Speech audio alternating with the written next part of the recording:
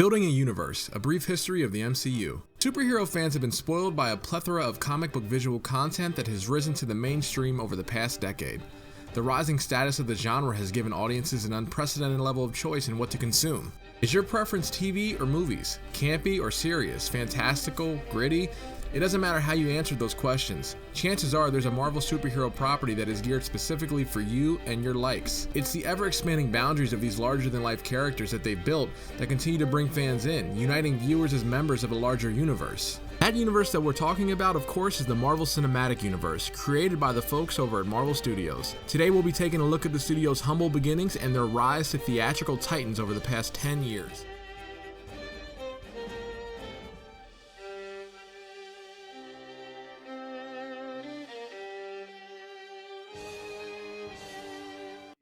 Just give me the facts. Just the facts. Only the facts. Breathe, focus, keep it simple. Beginnings. Believe it or not, there was a time when Marvel was on the verge of financial collapse, resulting in the company licensing out some of their most established characters. The late 90s saw Marvel sell the filmmaking rights to the X-Men, Iron Man, Thor, the Hulk, Blade, Daredevil, the Fantastic Four, and even Spider-Man.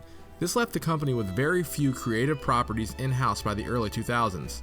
While Marvel may have been able to claim a creative victory for the box office success of Sony's Spider-Man franchise and Fox's X-Men films, the company actually made very little money on these movies and was still in financial peril. Leveraging their creative victories, Marvel decided to gamble everything in 2005 by securing a loan of $525 million to start their own film studio, Marvel Studios.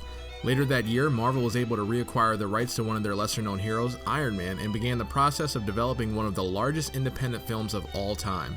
Iron Man was a smash hit for Marvel, grossing $585 million at the box office.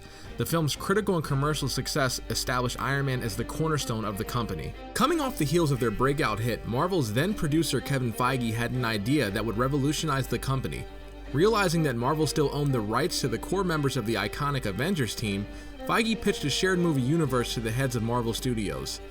This idea would share a similar concept to the universe created by Stan Lee in his original comics during the 1960s.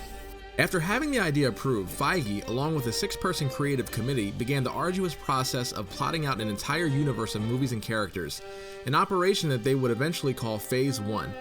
During the planning phase, the Walt Disney Company bought Marvel Entertainment for $4 billion.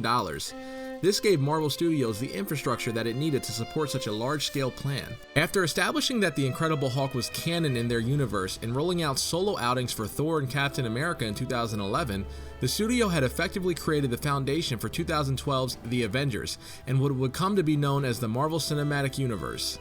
The almost scientific method that Marvel Studios utilized during Phase 1 was duplicated for Phase 2, which featured sequels to all of their Phase 1 films along with the introduction of the Guardians of the Galaxy and Ant-Man.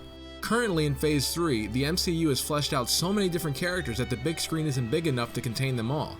While the MCU has expanded into television shows as well as Netflix properties, their bread and butter remains at the theater. Marvel Studios has grossed over $10 billion at the box office worldwide and shows no signs of slowing down, with films planned through 2028. While some have criticized Marvel for overusing the same tired superhero tropes and formulaic villains in every movie, it has not detracted the droves of fans who swear by the MCU. Perhaps eventually the public will tire of Marvel's formula, but for now, as the old saying goes, if it's not broke, don't fix it.